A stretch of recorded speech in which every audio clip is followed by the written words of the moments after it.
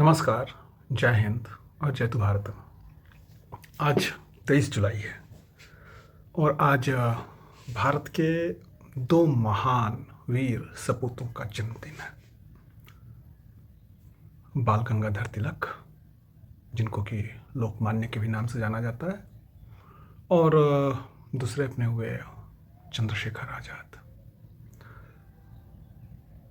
अब समस्या ये है, जैसे तुलसी बाबा लिख के हैं ना कि को बड़ छोट कहत अपराध हो।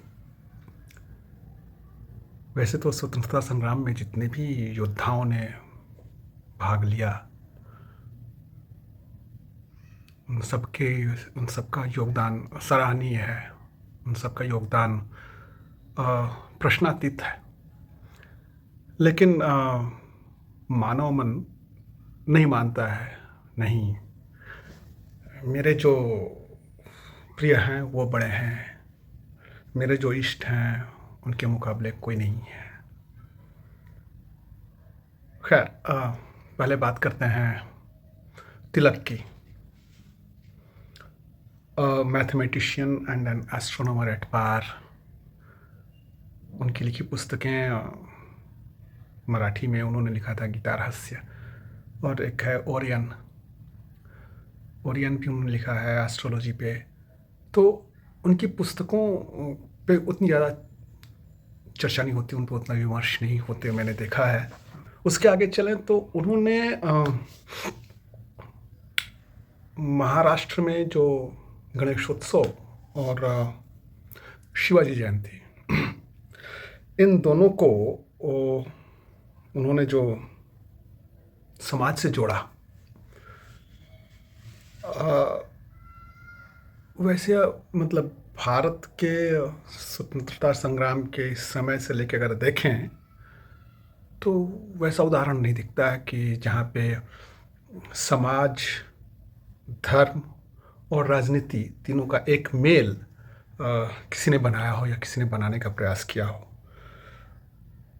तिलक पे या आज़ाद पे या किसी भी स्वतंत्रता सेनानी पे आपको बहुत चीज़ें मिल जाएंगी सोशल मीडिया पे या वो। मैं यहाँ पे आपको ये नहीं बताने आया हूँ कि उनका क्या योगदान है या क्या नहीं है।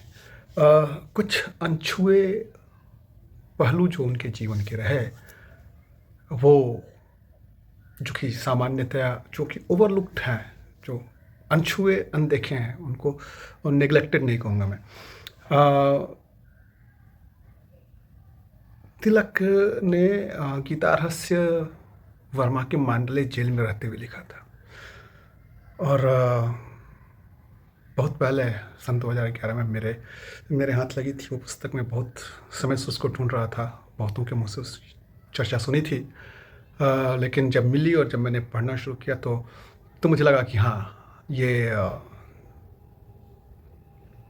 पुस्तक है एक मास्टरपीस, एक शेफ-द-œuvre। 1920 में जैसे ही जब असहयोग आंदोलन शुरू हो रहा था तो तिलक हमें छोड़ के चले गए, लेकिन उनका योगदान चाहे वो राजनीति के क्षेत्र में हो, स्वतंत्रता संग्राम के क्षेत्र में हो या साहित्य के क्षेत्र में हो, अविस्मरणीय है, न भूलने योग्य है। अगर हम बात करें चंद्रशेखर आज़ाद की, तो बहुत ही छोटी अवधि के लिए वो थे। मतलब 23 जुलाई 1906 में उनका जन्म हुआ, और अगर मैं भूल नहीं रहा हूँ तो वो 27 फरवरी 1931 था, जब अल्फ्रेड पार्क में वो घेरे किए गए थे और उन्होंने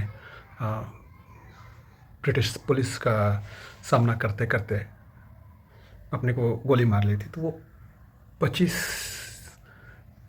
वर्ष की आयु में ही वो इतना कुछ कर गए, जिसको अगर हम ये कहें कि बहुत बिरले ही उसका उदाहरण मिलेगा उसके तुलना के योग्य, तो गलत नहीं होगा। चंद्रशेखर आज़ाद के बारे में कुछ चीज़ें जो मुझे ध्यान आती हैं, उनसे मेरा प्रथम परिचय जो है, वो तब हुआ जब जब से मैंने होश सँभालना शुरू किया था। गाँव के घर में उनकी एक बहुत बड़ी फ्रेम की फ़ोटो थी। मुझ पे ऐसे हाथ किए हुए, जनेऊ ऐसे आता हुआ और कंधे में रिवॉल्वर और गोलियाँ, और वो मोटी-मोटी बाहों और गठा कसरती शरीर उस फ़ोटो में। और आज भी अगर मैं कल्पना करूं आज़ाद के चित्र की, तो वही चित्र मन में उभरता है। कुछ चीज़ें जो मैंने यशपाल के सिंहावलोकन में पढ़ी, या और पुस्तकों में, या सोशल मीडिया पे जो मुझे ओवर द ईयर्स पढ़ने को मिली, उसमें ये था कि आज़ाद पक्के निशानेबाज थे और उन्होंने किसी से ट्रेनिंग नहीं ली थी, सेल्फ टॉट। दूसरा, आज़ाद नियम और कायदे के पक्के थे।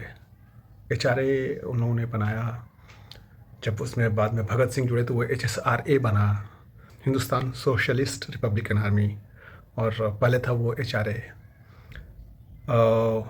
दुर्गा भाभी के साथ मिलके उन्होंने लाहौर से दिल्ली की यात्रा की। वो सब चीज़ें तो हैं ही, लेकिन जो सबसे दुखदाई एस्पेक्ट है उनके जीवन चरित्र का, वो है कि जिस तरह से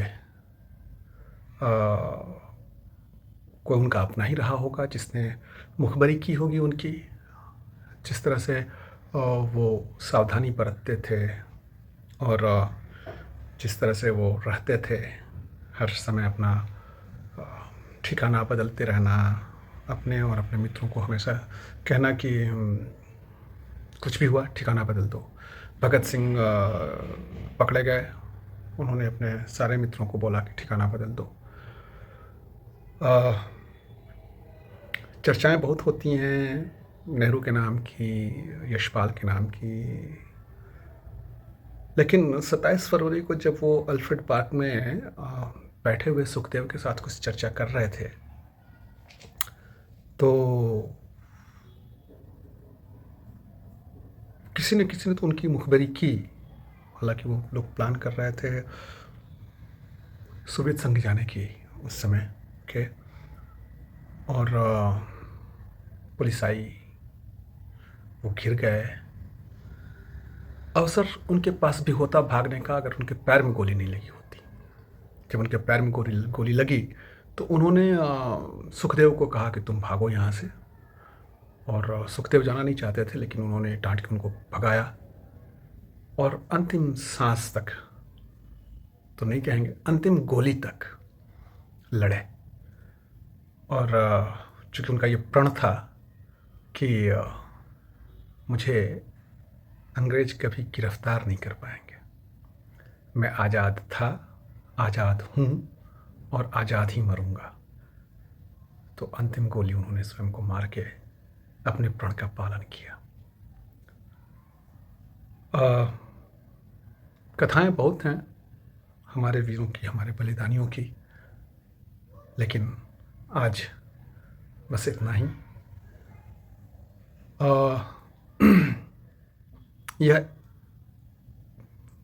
शायद सभी भारतीयों के मन की व्यथा रही होगी और रहेगी भी कि वैसे वीर बलिदानी का पहला स्मारक 1970 में बना। 47 में हम आज़ाद हुए, 23 वर्षों बाद। क्या कारण रहा होगा, क्या नहीं, वो राजनीतिक विषय है, उसमें जाना समय की बर्बादी है। लेकिन हाँ, ये ताकि हमें ये सनद रहे कि कैसे हमारे बलिदानियों को हमारी स्मृति पटल से मिटाया जा रहा था, मिटाया जा रहा है अभी भी। लेकिन हाँ, ये सोशल मीडिया है जिस पे एक बार कोई चीज़ आ जाती है तो फिर वो आर्काइव में चली जाती है, वो तो फिर नष्ट नहीं होती है। तो खैर आज इन दोनों हुतात्माओं वीर सपूतों को उनके जन्मदिन पर उनको नमन और धन्यवाद।